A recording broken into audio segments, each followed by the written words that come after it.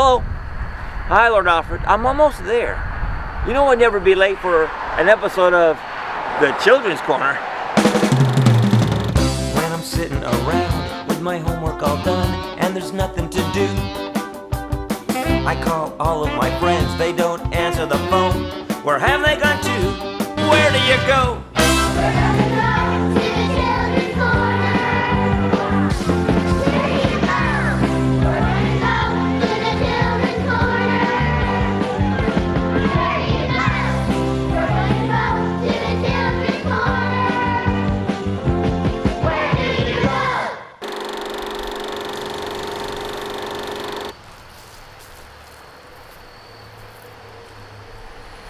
Oh, hi everybody, and welcome to the town of the Children's Corner, located in the world of the magical couch. I'm Sheriff Stephen J., the Sheriff of Slouch County, and it's that time of year again. We're harvesting the plants that we planted in the spring. But unfortunately for me, I don't have a green thumb.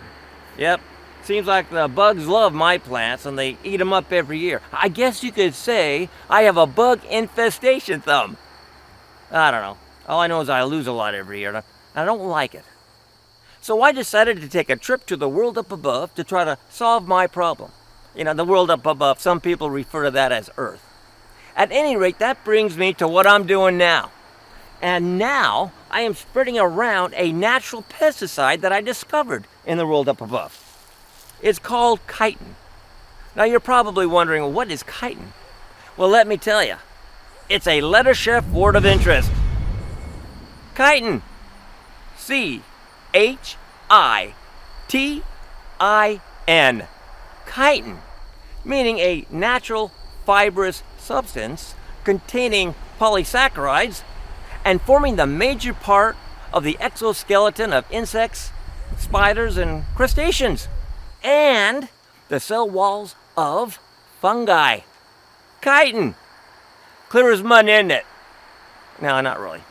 But I'll tell you what, it is a magical, natural pesticide. It's awesome. It reminds me of a song, of course it does.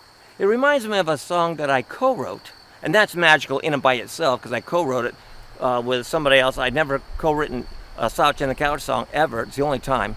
One of the original Slouch songs. But it reminds me of the song Magical.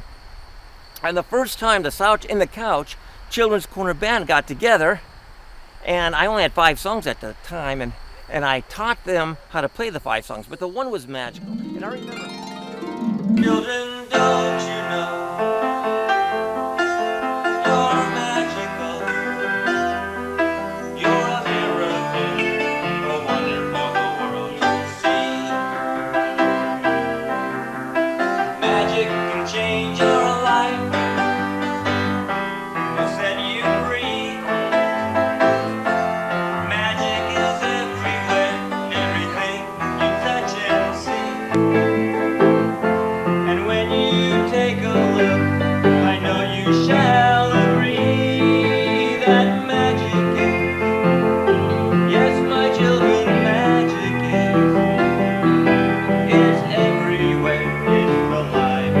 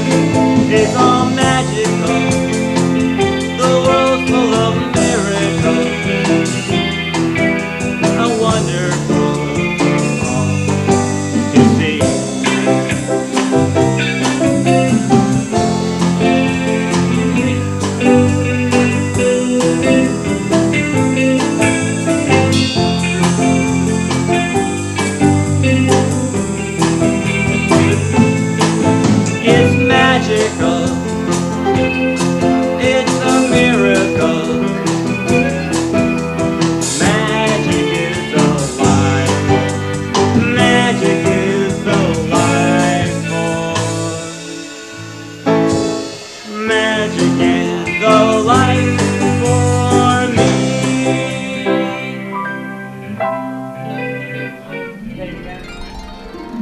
But getting back to chitin, you may be wondering, what is an exoskeleton? Well, I'll tell you. It is the opposite of an endoskeleton. There, now you know. An endoskeleton is a skeleton that's inside the body, like us, human beings. Our skeleton is inside. We have an endoskeleton. An exoskeleton is outside the body, like a lobster with a shell or a cockroach, as an example. Now, when I was in the world up above, the strangest thing happened. I met a lobster who could talk, a talking lobster. Now, in the world of the magical couch, something like that isn't strange. That's like a common occurrence. But in the world of above, a talking lobster? He called himself Leonard. It was the strangest thing. And to make it even stranger, his voice was exactly like Mr. Dill, our resident green, angry talking pickle. Odd, very strange, and I couldn't believe it. But this talking lobster, he took me to this lobster recycling plant in the state of Maine. And it was there that he sat me down and he explained to me what this chitin is, and all about it, and chitinase and chitosan, and he learned me on it pretty good. It was very interesting. And then another strange thing happened. A group of people came in. And this group of people, like yourselves, I started talking to them.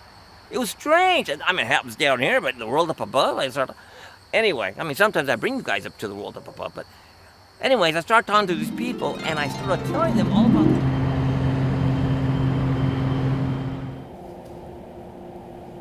Hey everybody, Sheriff Stephen J here, and you'll never believe where I'm at today. I am in a lobster shell recycling plant. That's right, that's an exciting and interesting place, and I'll tell you why. Because they're taking discarded lobster shells, and they're turning them into useful, biodegradable, and natural products. It's quite an amazing ordeal. And if you don't mind, if you've got a minute, I'd like to take you on a unique lobster shell journey, showing you exactly what they're doing with the shells. And to make sure everything I tell you today is accurate and true, I'm going to take along with me an expert in this field, Leonard Lobster. Thank you, Sheriff. I have over 40 years of experience in reclamation, processing, and marketing of recycled industrial products. These products include application for agriculture, aggregate, investment castings, metallurgical, as well as some expanding uses in textile and packaging of goods. Yeah, what he said. Together, we're going to take you on an in-depth trip into the natural benefits of the lobster shell. The state of Maine is one of the largest producers of lobsters in the world, with Canada being the other. These lobsters, harvested off the east coast of the United States, are also known to be the best tasting lobsters, which is attributed to the cold waters of the Atlantic Ocean. But after a lobster is cooked and eaten, or after the lobster is processed at a plant, what do you do with the shell? Throw it away, of course, but not this plant. And that's what I'm going to be getting into, starting off after the lobsters are harvested. So where do the harvested lobsters in Maine go? Well, it all begins with the lobsterman. And he goes out, he picks up his catch of the day, and he'll bring it to either the dock of a restaurant and sell that lobster directly to that restaurant, or he'll go to the dock of the harbor that he started from, and there is a wholesaler waiting for him. And he'll sell it to that wholesaler. The wholesaler, in turn, will take that product and either go inland and sell it to restaurants inland directly, or have them flown to other places throughout the world. And many of the lobsters end up in processing facilities that take out the meat and discard the shell. Now, right next to this lobster recycling plant is a lobster processing plant. And that processing plant next door is not discarding that lobster shell. What they're doing is they're picking that meat clean out of the shell, and they're sending it on over here instead of them ending up in a landfill. And it is at this lobster processing plant that they are turning that lobster shell into natural, useful products. They are munching them down in a uniform size and transporting the munched shells in a plastic tote, also known as an exacta, to the recycling plant here, where the munched shells will be loaded into a feeder. And from there, the shell is dried and transferred to a milling and screening operation. Now, there's a lot more involved in this process, but that's kind of classified as top secret. Therefore, they will not be discussed here. Once the shell has been screened and classified, it's placed into super sacks containing various sizes. Each one of those super sacks are used for different applications. The super sacks can be stored for shipment or repackaging into smaller containers. And right behind me, I have some super sacks. Yeah. And they're pretty super, if you can see those. There is something oddly familiar about this sand. So let's follow the trail of these sacks. Now, it all begins in Waldoboro, Maine, where the lobster shell is added as an ingredient to natural fertilizer pellets. So you may ask, what is the significance of a lobster shell to fertilizer? Well, this is the part that gets exciting. Now, back in the day, the Native Americans, they figured out the significance of lobster shell for their crops, and they would start adding lobster shell to their crops.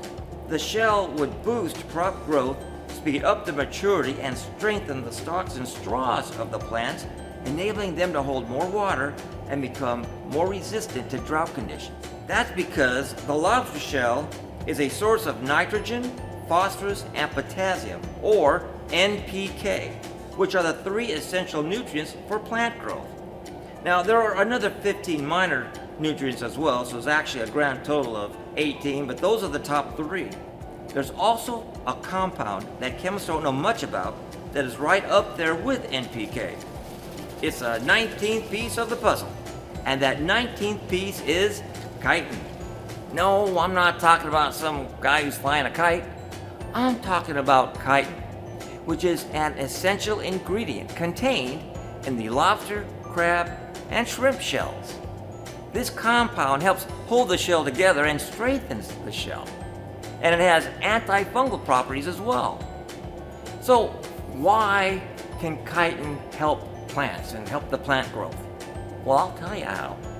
Chitin is a natural pesticide, and it is not harmful to humans or pets. And those little pesky bugs that like to destroy your flowers and your crops and your vegetable garden, oh no, no, no. Chitin will take care of those bugs real quick. Hold it right there, Sheriff. See that? He's already correcting me. All right, when I get wrong. No, so far so good. But that talk about shrimp got me a little hungry. You wouldn't happen to have a little snack or something on you, would you? I'll get back to you on that. Right now, I gotta tell everybody about the plants. Ooh, a plant would be nice. First enemies of plants are soil-borne bugs. They eat plant tissue. Now, an example would be a nematode, or a worm. And a nematode has an exoskeleton, which contains chitin. And plants, they can detect the chitin in this exoskeleton of the nematode. Well, as they approach the plant, the way this works is the plant senses the bug is in the area because it senses the chitin in that exoskeleton of the bug. And it emits an enzyme called chitinase. So the plant puts out the chitinase, the bug comes through the plant, chitinase dissolves chitin, and it kills the bug. But there's a problem. Plants are kind of slow to react. So by the time the bug is already, there, now, the bug, I detect chitin, and it puts out that enzyme chitinase, but it's a little late. And if the plant has a bunch of these nematodes around it, it's overwhelmed, and you got a problem. When you put chitin in the fertilizer, and the bugs haven't got there yet, they're coming, the plant senses the chitin in the soil and thinks the bugs are already there, and it starts emitting that enzyme chitinase. So when the bugs get there, it's already there, and it kills the bugs. And that's how it helps your plants and your crops. Chitin also absorbs water and is a natural odor reducer, making it great for kitty litter and other applications, such as the absorption of metals and construction site water runoffs. So what do you say we jump on a plane and continue this journey of the processed shell, which takes us, of all places, to the state of Florida? A plane? Do they still give out snacks? I wonder if they have algae crackers or something.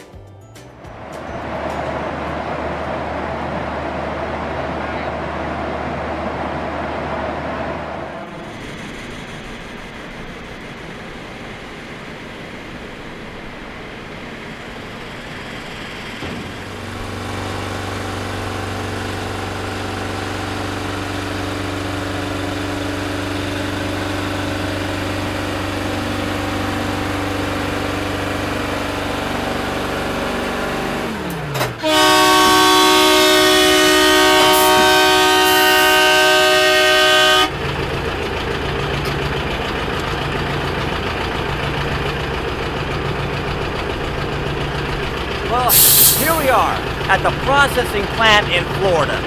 And this is where things get very interesting, because it is here where they take the shell from Maine and they transform the chitin into chitosan. Yeah, chitosan.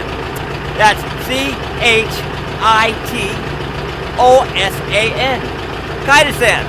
It's a real thing. And I'd also like to mention that there are other things that are recycled and terminaled here. Like, for instance, you've got the special slag material that's used for agricultural products. But we're not here to talk about today. We're here to talk about chitosan. So, how am I doing so far there, Leonard? You've got it right so far, Sheriff.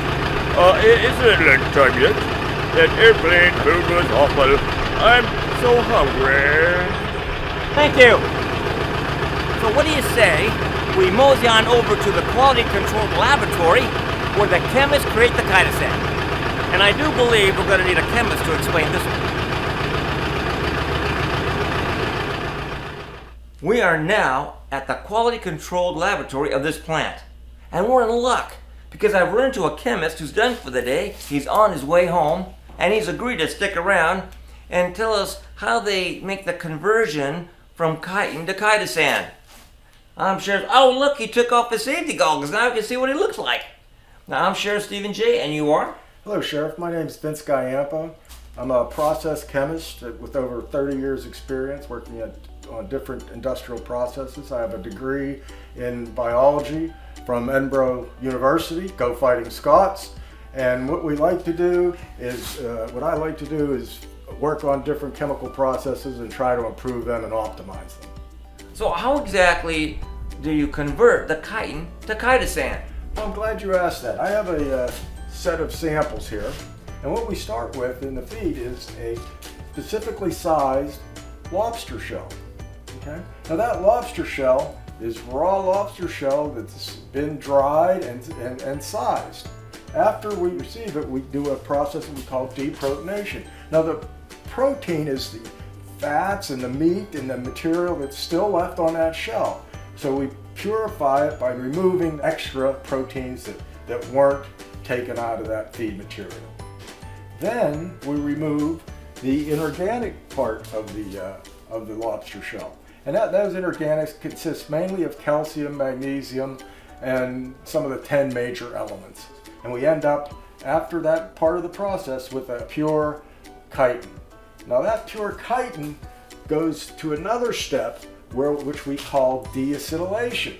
Now what we're doing there is removing an acetyl group from the chitin. At this point, we have a high molecular weight chitosan. Now, from that product, we can make a low molecular weight chitosan. But that involves another process. So let me get this straight. You have two products here. You have a high molecular and a low molecular chitosan. Okay, after your additional step to make the low molecular chitosan, what happens then?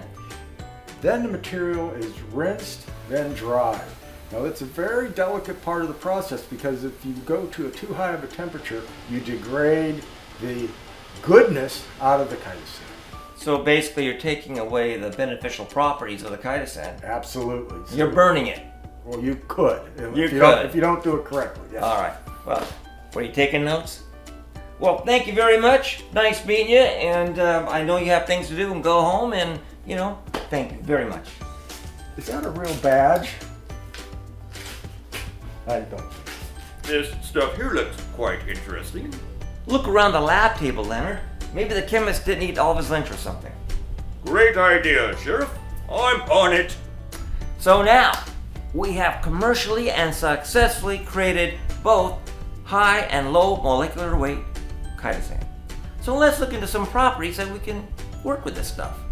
First, high molecular weight chitosan. It's used as a flocculant, which promotes the clumping of particles in water treatment plants. In agriculture, it can be utilized as a spray solution or pesticide to control pest infestation.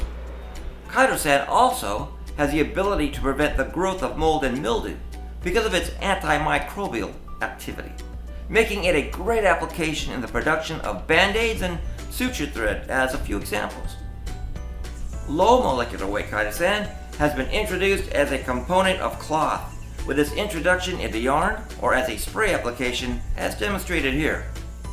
Other uses are outdoor equipment as in tents, traps, life jackets, and outdoor clothing wear. Chitosan is currently being investigated by the academic community for its effect on solubilizing plastics, meaning you have your plastic material, you put a little bit of chitosan in it, and you make your plastic bottles or wrappings or whatever, and it makes that plastic product biodegradable, which will have a great effect on the environment. You see plastics and bottles floating in the water, it'll help mitigate those. So let's recap. Chitin. It absorbs water, it reduces odors, and when put in fertilizer, gets plants creating the enzyme chitinase before the nematodes get there, which destroys them. But wait, there's more. Did I mention that soil contains microfolia and that certain microfolia eat chitin? Probably not. But when you put chitin in a fertilizer and that fertilizer is used to fertilize your soil, that certain microfolia, they'll eat some of the chitin. And the waste that the microfolia put out contains, wait for it, chitinase, the same enzyme that the plants use to defend themselves, making even more nematodes get killed off. Chitosan. It's a flocculant. It prevents mold and mildew. It has antimicrobial properties and it's environmentally friendly and non-toxic, making it safe for pets and humans. Needless to say, this has been a very exciting and interesting journey of the Maine lobster shell. And I haven't even talked about the chitosan byproducts yet, like the consolidation of the proteins containing NPK for the fertilizer application, stuff like that. But that's another topic for another day. And from beginning to end, this whole thing has been environmentally safe. It's all natural. There are no negative side effects for pets or humans. Awesome. But I gotta get going because it's getting kind of late and all this talking's got me mighty hungry. I'm Sheriff Stephen J, and thank you for joining me today. I gotta feed Leonard. He's been bugging me all day about eating. Maybe I'll have me a lobster roll. Leonard? Hey, where'd you go? Leonard? Come on! Leonard! You're so big! Ew, don't eat the white stuff. Pretty strange, huh? Well, that's my story and I'm sticking to it. Just like I gotta stick to this if I want to get it done. Get this chitin worked into the soil. So I'm gonna have to go. I want to thank you for joining me today and listening to my story. And I look forward to the next time we all get together on the Children's Corner. Are you the sheriff here in these parts? Leonard, you're so human. A little bit of knowledge can be a dangerous thing. Where do you go? We're gonna go to the children's corner. Tell me, where do you go? We're gonna go to the children's corner. Where do you go? We're gonna go to the children's corner. Just where do you go?